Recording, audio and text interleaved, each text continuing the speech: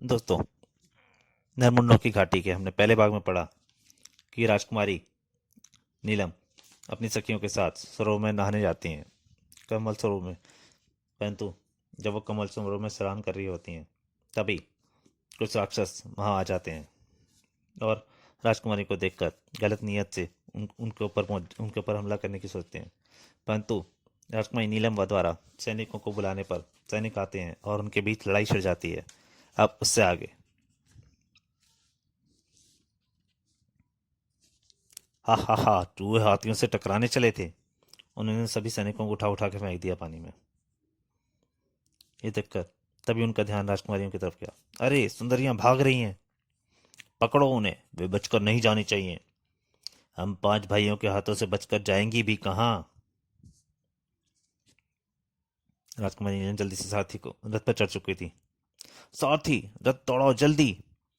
सारथी का ध्यान राक्षसों की तरफ गया पीछे आते हुए। ओह राक्षस! उसके बाद सारथी ने तूफानी गति से रथ दौड़ा दिया। सड़ाक सड़ाक। और तेज सारथी, और तेज! राजकुमारी नीलम तेज तेज चिल्ला रही थी।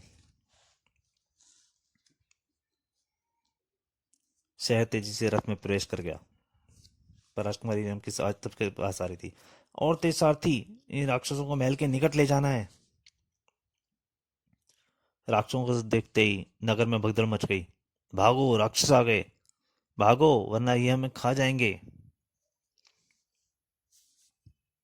रथ द्रुत गति से दौड़ता महल में प्रवेश कर गया।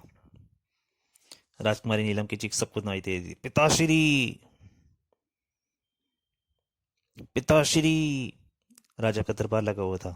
उन्हें राजकुमारी नीलम की आवाज सुनाई दी, पिताश्री। तभी बुरी तरह हड़बड़ाती हुई राजकुमारी नीलम ने राज दरबार में प्रवेश किया। पिताश्री, पिताश्री! सबका ध्यान राजकुमारी, ओह राजकुमारी नीलम इस अवस्था में! राजा बुरी तरह चौंक गया, जबकि बाहर राक्षस सैनिकों पर हमला कर रहे थे। हट जाओ मूर्खों, हमारे रास्तों से! आह, अरे! वो सबको मारते हुए राक्षस तेजी से प्रवेश करते आए थे। पिताश्री, 5 राक्षस हमारा पीछा करते हुए यहाँ तक आ पहुंचे हैं। उनसे बचाइए पिताश्री, मौत के घाट उतार दीजिए उन्हें। यह सुनते ही राजकुमार अर्जुन सिंह के चेहरे पर ज्वालामुखी भड़क उठा। सेनापति, हमें उन 5 राक्षसों के सिर चाहिए। सेनापति ने बोला, मैं उन्हें महल से बचकर नहीं जाने दूंगा महाराज। और आगे बढ़ते हुए राक्षसों के आगे सैनिकों की दीवार आ खड़ी हुई। 5 राक्षसों को सब तरफ से सैनिकों ने घेर लिया था। रुक जाओ ना मुरादो! पलक झपकते ही साथ ही राक्षस सैनिकों से घिर चुके थे पूरी तरह से। नीच राक्षसों, तुमने राजकुमारी व उनकी सखियों की तरफ अपनी कुदृष्टि नहीं डाली, बल्कि अपनी मृत्यु को निमंत्रण भेजा है।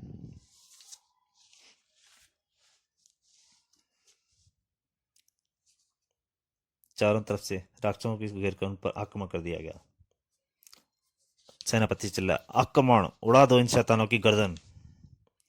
और सब तरफ से त्रिशूल और भाले और तीर चलक पड़े। साए! एक भी शैतान बचने ना पाए। खच खच सर साए! सैनिकों से बुरी तरह गिर गए थे 5 राक्षस। मार डालो, मारो, मारो!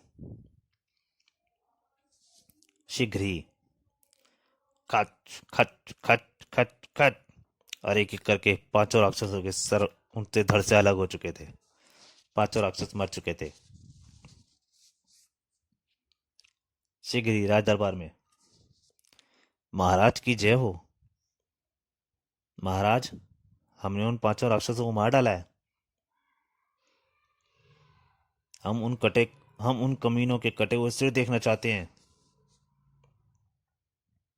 राजा अर्जुन सिंह का आदेश मिलते ही उन 5 राक्षसों के सर लाए गए। इन दुष्टों के लिए यही दंड सर्वाधिक उचित था। महाराज गुस्से में थे बुरी तरह। सेनापति हिम्मत सिंह, इन 5 दुष्टों के सिर सीमा द्वार पर टांग दो और इनके जिस्म वन में जानवर के भेजन के लिए फेंक दो, ताकि राक्षस जाति इन नरमुंडों को देखकर फिर कभी ऐसी दृष्टा करने की चेष्टा ना करे। जो आज्ञा महाराज।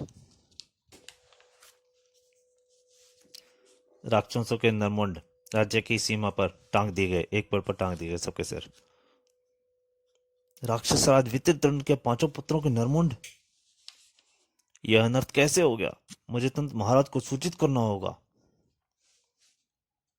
उधर काले मसान के वन में राक्षस राज विचित्रदंत एक भारी यज्ञ कर रहा था। ये पांचों आहुतियां हमारे पांचों पराक्रमी पुत्रों की दीर्घायु के लिए। तभी वो आदमी आया जिसने नरमुंड देखे थे। ठहरिए महाराज, रुक जाइए। राजा विचित्रदंत पूरी तरह गुस्सा हो गया। कौन है ये गुस्ताख जिसने हमारे पुत्रों की दीर्घायु की यज्ञ आहुतियों को अग्नि में समर्पित करने से विदिन डाला है? तो दोस्तों, इसका ये दूसरा भाग यहीं तक। इसके अगले भाग के लिए आपको थोड़ा इंतजार करना पड़ेगा। तब तक के लिए नमस्कार।